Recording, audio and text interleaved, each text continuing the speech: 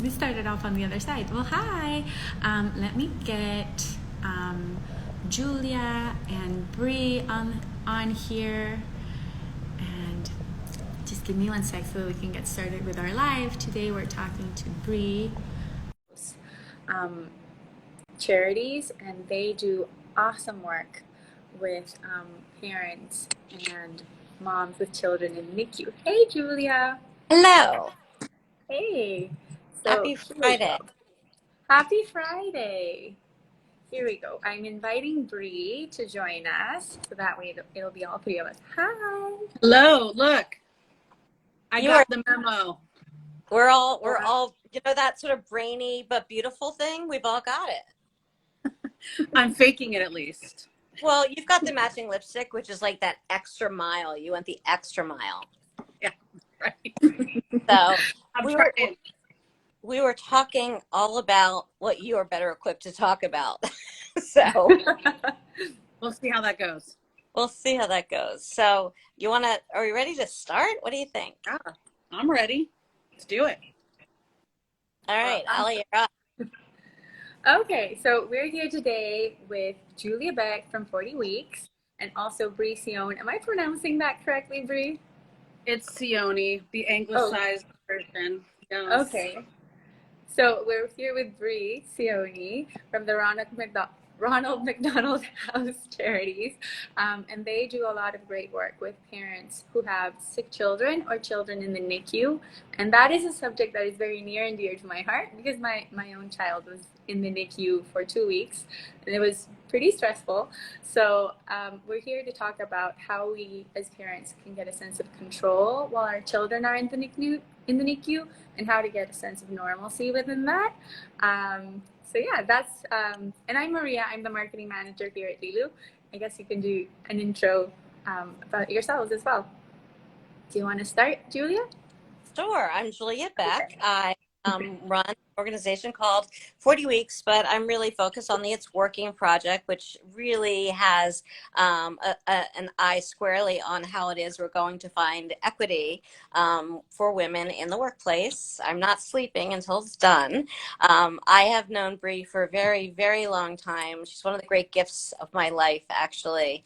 Effervescent, charismatic, and she too shares the same goals that I do, that we care for our women. We find a way that our families can find what they need to be successful, however they determine success to be. But like me, Bri finds great joy also in celebrating lots of different ways of living. And beyond Ronald McDonald House, she also spent a while in Guatemala, and I want to make sure we hear a little bit about that too. And by the way, she's a dance mom. Okay. Oh, yay.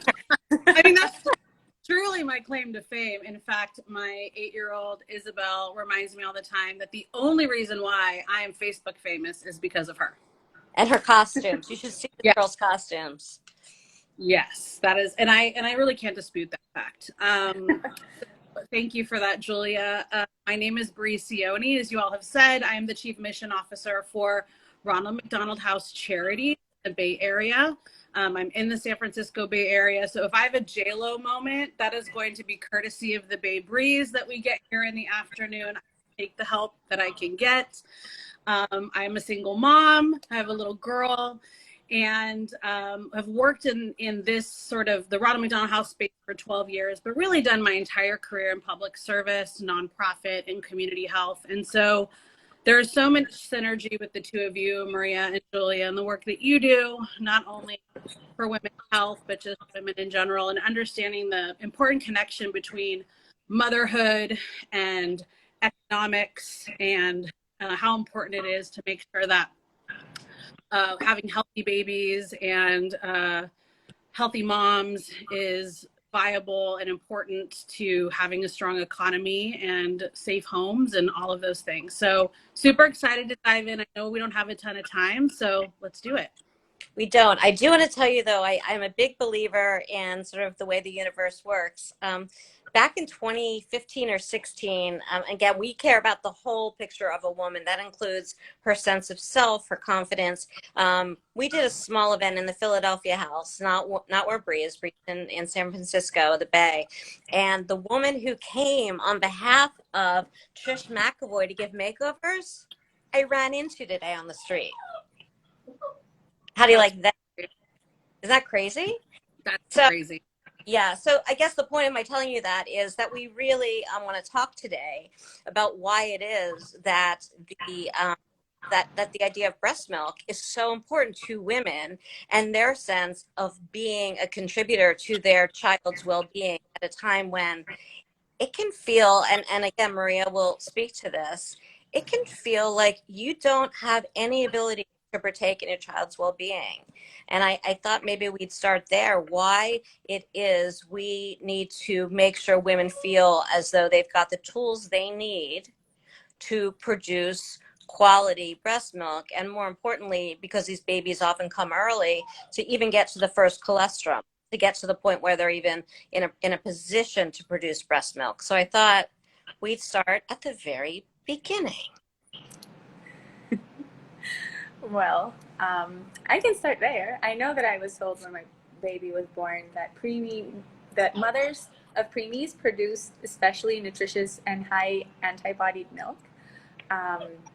And one of the things that really hinders your ability to breastfeed is stress. So having a baby in the NICU and being told that you need to produce milk is kind of contradictory, because you're super stressed and you don't know what's wrong with your child, or, you know, what they're doing, or, you know, if you can breathe for them. But at the same time, you know that you have to kind of sort of just be able to provide for them, and your milk is one of those things. So you have to put it together, get yourself together really quickly, and figure out how to pump without having your baby with you, which can be super hard. So how do you support women in that, Bri, at Ronald McDonald House Charities? Yeah, and you know, that's something that we serve each year around, typically a year, about 130 NICU families between our two locations where we provide in San Francisco and in Palo Alto, which is a significant amount. That's a lot of families and a lot of babies, right? And those stays can range, you know, that's about 9,000 room nights for us a year. It's a lot. The length of stay for those families are about a month, but of course, you know, that's an average. And if you think about how many times a woman needs to pump in a day times a month, I mean, I did it for 14 months myself with a healthy baby. And the stress alone of just being a working mom and trying to do that, something that I understand very intimately, but was already supporting breastfeeding moms and pumping before I even had my own personal experience with it, with my work at Ronald McDonald House. And so one of the things that we try to do, that we do is provide hospital grade pumps for moms to have in their rooms with them.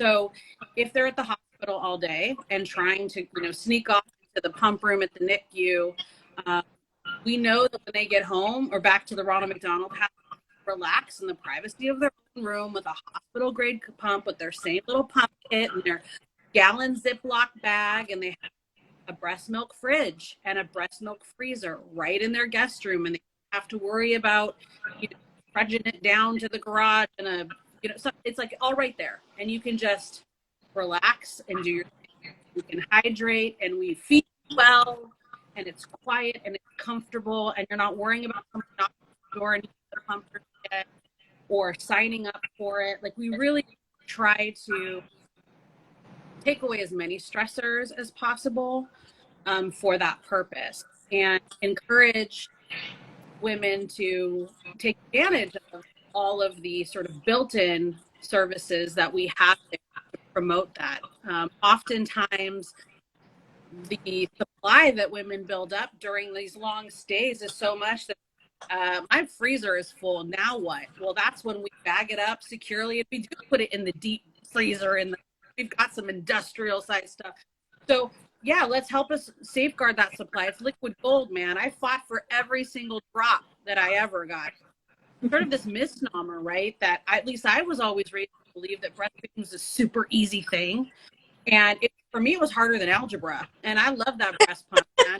That thing I took everywhere because I had to pump when I was at work or away from my baby. And for NICU moms, they're always away from their baby for the most part. And so, not only because of my personal experience, but just because that we're in the business of supporting families, how do we make sure that they're not worried about saving and safeguarding every drop of that nutrition for their baby when they've run out of space? Or how do we help them get it home? You should see the ice maker we have. I mean, that thing is legit. So one thing that you all do that speaks to what you were saying about it's easy, not easy. It's a misnomer, though. I love the fact I'm now going to call it a breastfeeding friendly zone, because that really is what you create. But more than that, I think the ability to get to a lactation consultant and get not just the space around you that creates a sense of calm, but there's also the sense of knowledge and security that you are going down the right path. And I think that is something that people, again, overlook, that there are a multitude of new hills to climb, if you will. Being a NICU mom is not all you're trying to do. You're also trying to become a source of nutrition for that baby. So can you speak a little bit to the fact that you have social workers, you have public health people, as well as lactation consultants and doulas available? Sure. So that's really through partnership. We on sort of the Ronald McDonald House staff, we're a nonprofit. So we try to keep like sort of our core business to running houses programs, but through partnerships, we're able to connect and provide that safe environment where those services can happen. So principally, like at our Stanford location in Palo Alto, the lactation consultant from the hospital can come to the Ronald McDonald House, have those one-on-one consultations with moms in their rooms, which I never got as a new mom. Like, that would have been great. Like, I could just be in my bedroom and you're going to show me how to do everything and make sure I'm, even like latching appropriately for those that are ready to transition to that. And I'm storing everything properly. So they're able to do that. We have a host of resources with medical social workers, but also non-medical social workers around how to connect families with CalFresh, which is here in California, the nutrition assistance. We do provide also, which is part of our staff, on-site psychosocial support through our family support services. So we have a doctoral level training for a doctoral level training psychology students that are doing the FISD, which is under supervision of a licensed psychologist that creates support for families struggling with whatever, or just need some additional resources. So often there is a need for additional support or resources beyond what is just sort of in front of them. They can help do that connecting as well. Because if we run at our Stanford location, for example, there's 123 families there. That can be in the summer up to 500 people, and it's about 100,000 square feet. And so we are under no illusion that those of us who are on staff, like running, raising the money, cleaning the room, making sure that the balance sheet is looking the right way, can know the needs of every single person in that building. And so that's where our family support services really come in, and they have welcome meetings with each family that checks in. But most importantly, I think they follow them throughout their journey and beyond. So even when they leave Ronald McDonald House and go back home, when all the medical social work and the lactation support stops, our FSS program continues. And so there's an opportunity there for families to connect with a known entity that sees them sort of through the journey that is not medically related, because so much of this is just about support and compassion and empathy and someone to help you cope with all of the changes that happen throughout the ups and downs of a medical crisis in a family. It's true. I was speaking with your team. You have an amazing team. Of course you do. You can recruit anyone. Learning a couple of things that I didn't know before. One has to do with the language barrier, that you have really an abundance of Spanish speaking, but also was described to me as indigenous versions of Spanish. I think I got that right. So really, people who are working there need to be bilingual, as well as knowledgeable in what they do. So you have an unbelievable cast of characters that work for you. I also learned a lot about what you do in terms of housing expectant women, third trimester women who are going to be having NICU babies. And I loved what I learned about how they form their alliances, their friendships, their bonds with each other, and how, like you said, not medical at all, but so necessary not to feel isolated, especially during it's a scary time. I mean, you can call it whatever you want, but I think it's just scary not to know or to know definitively that you're going into the great unknown. True. And for the women that we call them our antepartum moms, our antepartum patients, when they're referred to stay with before the birth of the child, it's generally 1 to 2 months. It's because a fetal anomaly has been detected. What that is usually they have been referred to a neonatologist because their community hospital, it's beyond what their community hospitals can monitor and manage. The neonatologist has requested they stay nearby. They're monitoring the health of the baby in utero. There's generally some sort of an issue with the heart. That's usually what it is. And so what they're doing is making sure the pregnancy remains viable, that mom's health is stable. Or if it's not a fetal enough, it's because mom is going through a cancer treatment. So they want to make sure the baby is doing well. And those days are very long, very isolating. And the alternative, mom's in the hospital by herself. So if we can bring her to Ronald McDonald House for other kids, her partner gets to come up on the weekends or stay there. Her partner can work remotely. Mom and aunt and like other family members can be there. Can exercise if she up and around, and be a part of a community, eat well. There's other people there to help take care of her if she is alone, and she's not actually alone. And we know from the fetal health center at Stanford how important this is to those patients. And once mom delivers, there isn't this total disruption of her life. She's already at the Ronald McDonald. Baby's delivered. Baby comes back to Ronald McDonald or baby transitions to NICU. It's like it provides a very stable environment for what you described very aptly as this completely scary unknown.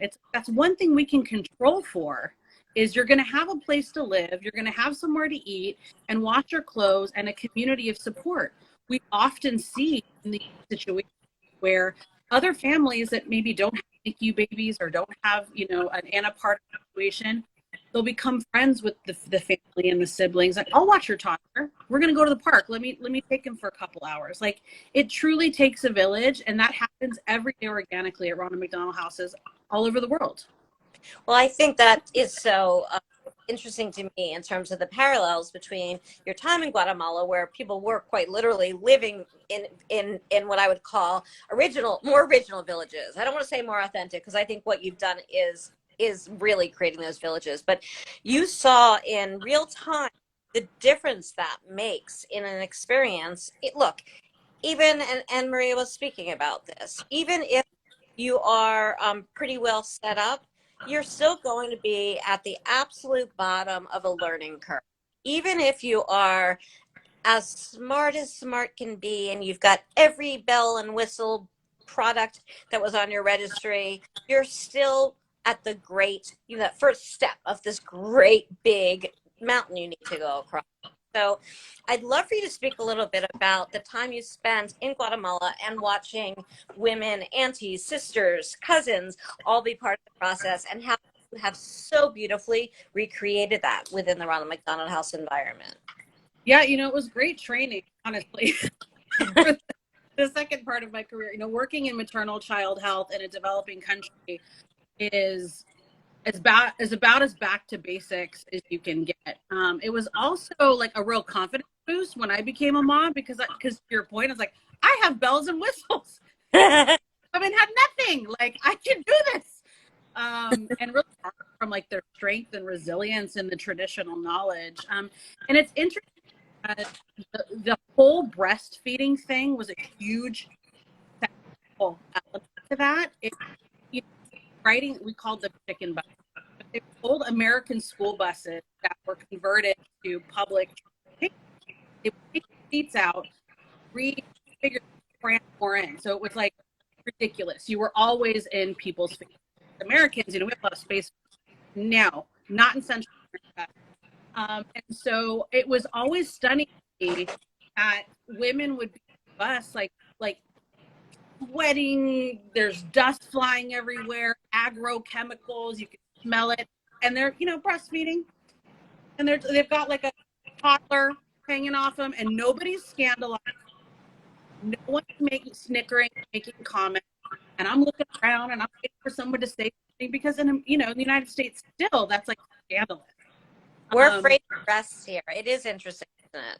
You can only use breasts to sell sports cars and beer. That's it. For children. And so, like my activism, I think on this started, when I was 22 and when I was in this environment and I would be in these community meetings and women would stand up to speak and they've got like children latched onto them. And, so it was really about survival. So the village mentality, there was this concept of, mama de leche. Like it didn't matter who breastfed the children needed to be breastfed. So it was either the mom, and if the mom couldn't, the neighbor did it. And if the neighbor couldn't do it, the auntie did it. It was like, it didn't matter who breastfed the child. The child needed the nutrients, which was so fascinating to me because, they didn't have electricity, let alone breast pumps. And so it was about who could produce the most. And so there were some women in my village, and it was a village, there were 70 families. The children literally breastfed until they went to school because nutrition was an issue, but also the water was of terrible quality. So it was also about hydration. And there were women who had not born children in years, but they were just madres de cría.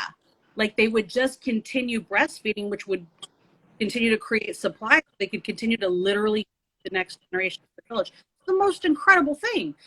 And so it is so normal. And I'm like, here, we're so sterile about everything. We're sterile about birth. We're sterile about death. We're sterile about all the things. And in Latin America, that is not. All the things. Yeah. And so that really, and of course, some of that knowledge has been very helpful in creating a safe and comfortable environment for the families that we serve, because over 30% of the families that we serve at our locations are Spanish. That's right. Not even consider who's of sort of like Hispanic or Latino descent. Well, 30% of, let's put into context, because your numbers are ginormous. 30% of? We serve about 2,000 families a year overnight. That's not counting the 35,000 meals we serve and et cetera. And, if you're providing service to families in Spanish, then you're not meeting any needs. And so it's not only about that. It's not about speaking the language, it's about being bicultural and understanding the culture.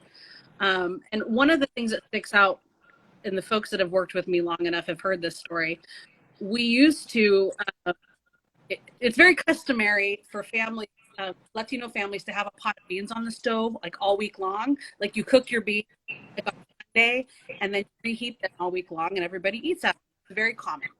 Well, by US standards, Americans would never do that because they'd have this idea that the beans go bad. They don't. Boil them, and the boiling them would get rid of anything that would be at all harmful to you. And so we used to have this terrible practice of putting the pot of beans in. So you have just literally like decimated that family's ability to feed their children for the week. And so I use that example because it's not just about being able to speak the language. It's about understanding a family's needs and their culture. And families are not defined by their father and children. They're the godparents, aunts, and the larger. And so that's the kind of support that moms need, the village that they need to take care of their babies and take care of themselves. And so we really focus on the family-centered nature of what we do, because it doesn't make, we're not trying to make it easier on us. We're trying to make it easier on the family. And sure, it would be easier if we did a lot of things differently, but that's not really what our mission's about. So talk to me about breast massage. To your point, we use breasts in this country to sell beer in cars. Fair enough. For marketing purposes. For marketing purposes. Talk to me about breast massage, because that's another barrier. We have, we know that we're part of Lilu, and Lilu is a brand that has really brought tradition back through technology, making it so that breast massage can now be a part very naturally, by the way, and thank goodness for the technology, simply in a straightforward manner. We are now in a position to talk about massage, but I'd love to hear from the perspective of somebody who's spent a period of time in a 70-person village in Guatemala. Tell me about breast massage and how it's viewed and shared, because I'm pretty sure it's already there. Absolutely. And it's something that, it's just part of the whole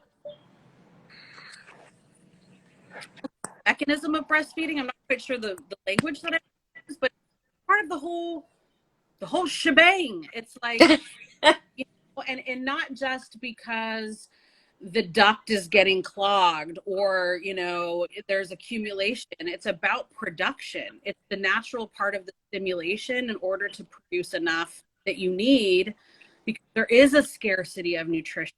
And so it really is that traditional knowledge about, oh, you do this so you produce more. I don't even think they think about it, because it's just what you do to produce more. And so it was actually kind of not shocking to me, but I noted it, like when I went through my own, breastfeeding education, that like massage was sort of like, and like, here's the fenugreek, here's the recipe for the breast milk cookies, and you can also try this breast massage. And I'm like, oh, we have like, isn't that a given? Yeah, but it's really not. At least, when Izzy was a baby, almost 9 years ago, it wasn't. And it's absolutely something that I think traditional knowledge around motherhood and sort of is critical. And because because breasts are so sexualized, like heaven forbid we use them for what they're meant for, and even the anatomy of how it all works to the advantage of healthy, strong kids, and relieving the engorgement, to be honest, right? And so I love the idea of having hands-free option on it and do that kind of all in one. It's sort of like, how do you get this traditional knowledge to work in a scenario where American women are like dying to have, the most streamlined solution for it, right? So it's funny just even talking about, when I think about it through sort of an American lens versus what I saw in Latin America. So we're excited, because of all people, to be introducing Lilu through. I can't think of it. You hear my baby crying. I'm sorry. I said you're staying in the room with me. I'm sorry. We're going to let her out. So, of all people to be working with on this, I'm very excited at the possibility of figuring out the sort of control we're able to give mothers who are ready to produce milk, but bodies aren't quite there yet.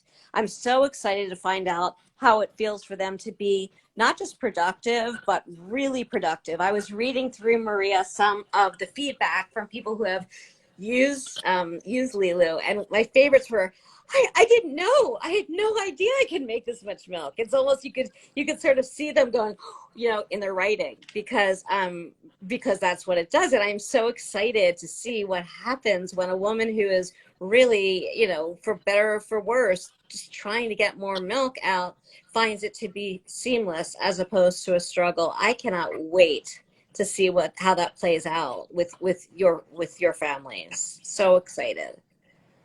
Yeah, I and I really think am. that's super important as a NICU mom. It's like, what can I do for my child, right? Because you're sitting there and you're looking at your child being really helpless, right? And they're tiny and there's tubes poking out of them, and you're like, what can I do for you? And at the end, one of the things that at least gave me a sense of control in my conversations with Bri, I know that it happens to other moms as well, is that, okay, I can't breathe for them. I can't, take in sunlight and vitamin D for them. Like, there are so many things that I can't do and that I'm really powerless and have no control over. But I can, try to have some control over my pumping to produce more milk or better quality milk, or, just be able to provide enough milk so that they don't have to drink formula, because sometimes formula doesn't sit very well with them. It kind of depends.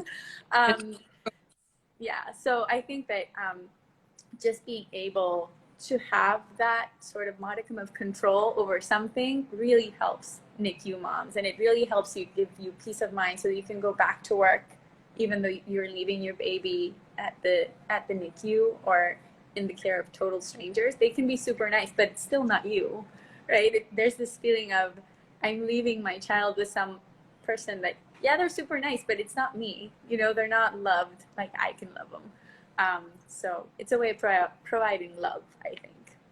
And I remember, I would wear that bustier, and I'd be at work and like bustier, I should have bedazzled it in hindsight. And knowing you, I'm surprised you didn't find it in fuchsia. Right? Yeah. Missed the boat on that. And and I got this really great piece of advice from the lactation consultant. And it's right kind of to what you're getting at, Maria. And it was like, this is the moment in your day when you're far away from your baby, you get to connect. And I would like bring videos of Izzy on my phone. I would sit there while I was pumping and like, and I won't give you the visual of the massaging, but like, you guys all know what that pump sounds like. It's looking at videos and like looking at her, like pictures of her and like smelling her jammies from the night before. Like, I'm trying to stimulate all, like to your point, trying to do all the things I can do to be the best mom while I'm away. Like, how do I love her when I'm far away from her? And I think that's universal, whether you have a healthy kid or a kid who's really going through it in the NICU. Like, you're just trying to do the best. And it's definitely about control and like what other things that I can control, but also like the power of love. And like, I'm gonna cry because Julia knows I always cry. It's like, am I doing the best? Yeah. And that's a universal feeling. And I think that's why it's so important also to be candid and to cry and to allow it all to hang out, because we are, all three of us on this Insta Live, we're about authenticity in the parenting experience. Nothing is more dangerous, in my opinion, than the hashtag "you got it, girl" moms. They they get on my nerves because it's much better. My camp counselor just joined, one of my favorite people who I met when I was 12, Sue Sloan. Can you believe it? No, I think that there's a way in which watching other mothers pretend that there's no effort or disappointment or struggle is so damaging. And obviously, we all know there's no such thing as perfect, but regardless of what we intellectually know, it's entirely impossible to process differently when you see it on your stupid Instagram feed.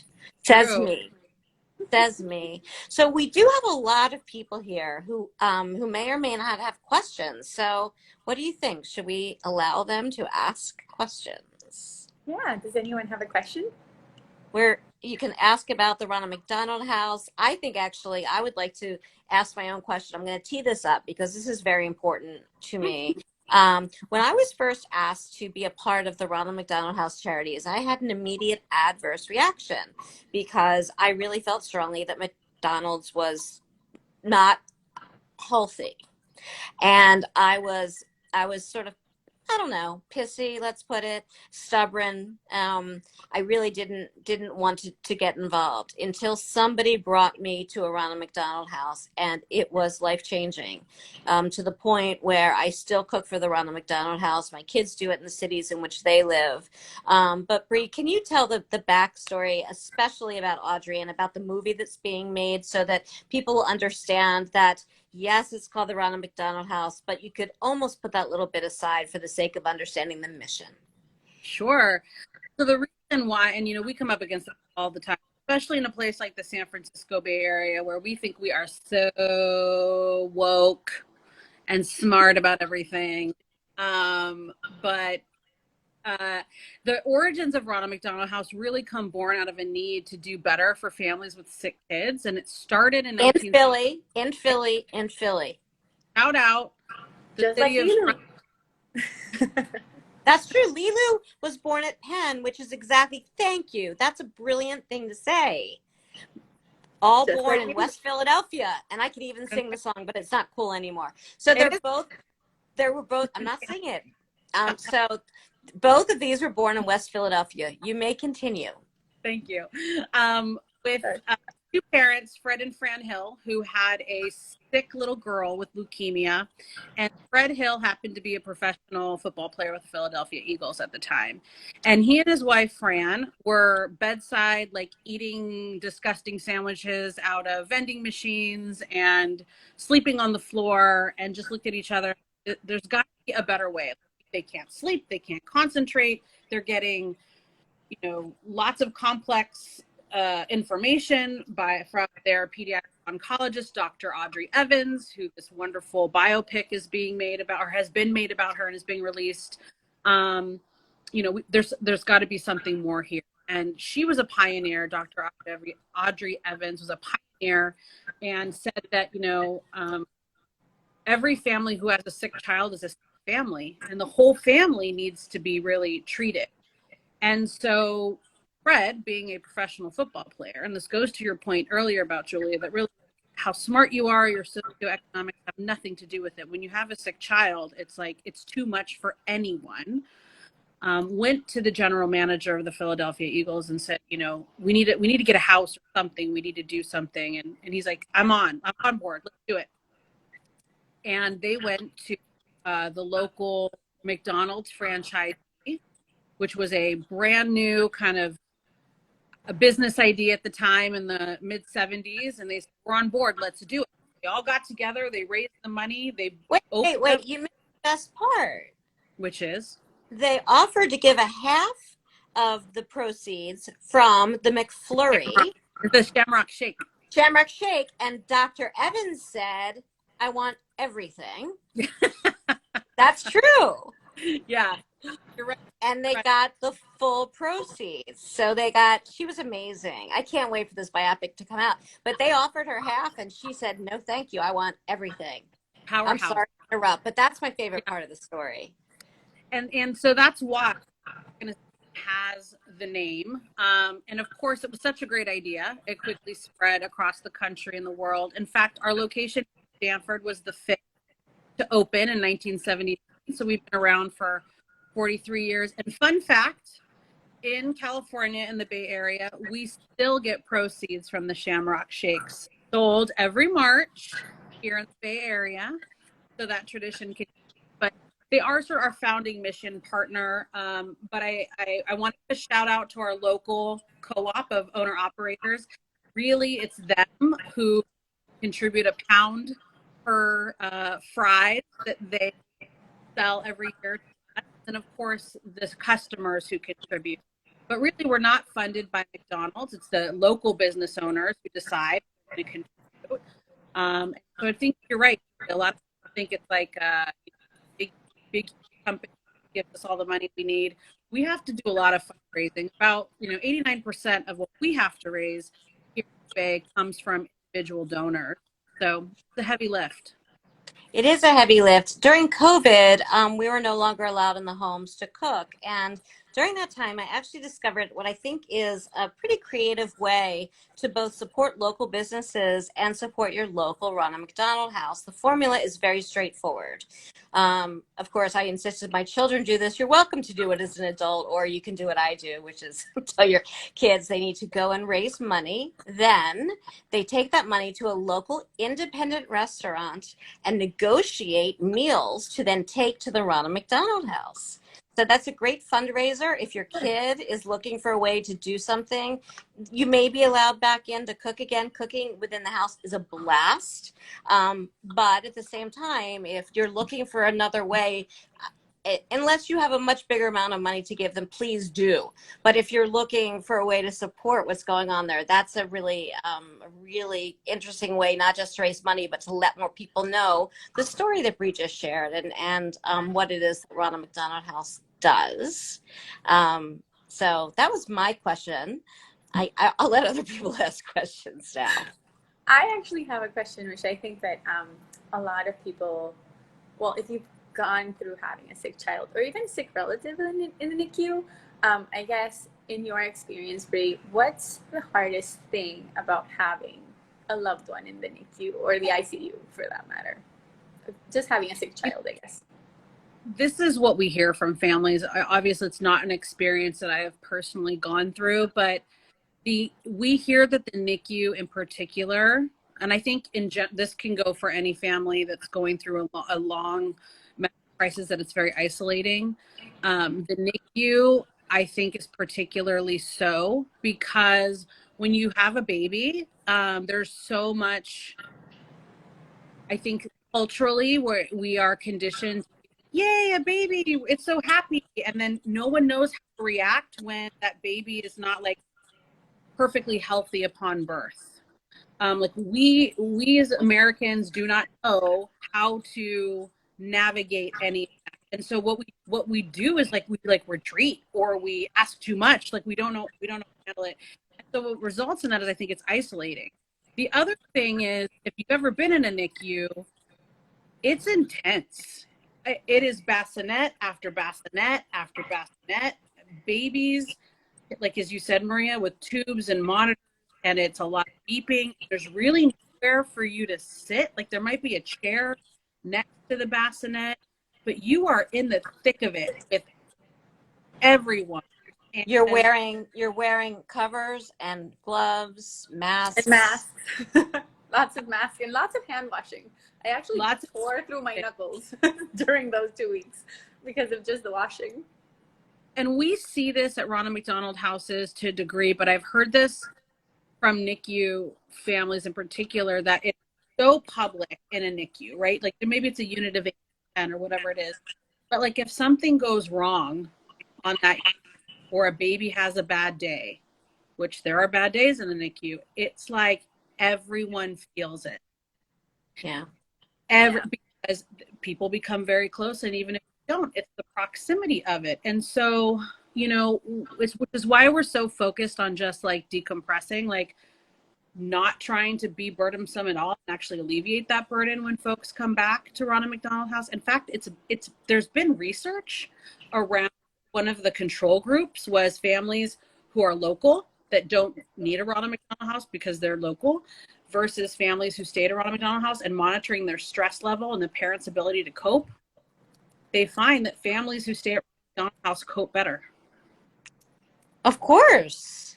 Because there's who understand what they're going through. They don't have to go home and talk to their neighbor and feel like they have to give an explanation to the UPS driver, and they don't have a yard to take care of, and like all of the stuff that all of us have to deal with at home waiting for them. Cheeky just made a really great comment that the one thing we haven't even mentioned are these hormones that are raging through a woman's body. Yeah. PS hormones. PS hormones. True. They don't make And I don't know, again, this hasn't been my personal experience, but something that's always crossed my mind is I even felt, with a baby that was born healthy. I had a C-section, so I was in the hospital for a bit, but like the focus was immediately on the baby, and maybe like I just feel like I should be the star of every scene, but I was like, what about me? Like not okay. Like, I can't, I'm not sure I'm eating enough, you know. I can't imagine in a NICU scenario, as a mom, you have just had a baby, regardless of how it actually was born. You're like, I don't know how that patient care even happens when you're in a NICU. Beyond the emotional part of it, the actual like medical part of it, I've actually always wondered, sort of. You know, there's a precedent that is unfortunate, and it speaks right to what you're saying. In this country, a baby is seen immediately after birth, obviously, and then a week after. A woman is not seen for another 7 weeks. And I think that sums it all up. That sums up our priorities. It sums up. Now, some people are starting to change that. And if you're doing it, please let us know. We want to support you. It's so critical. You've spent so much time with the doctor really helping you to get to the point where you're able to birth a child. And then to suddenly have that relationship sever and everybody's looking at the cute baby as opposed to, you know, the bleeding woman.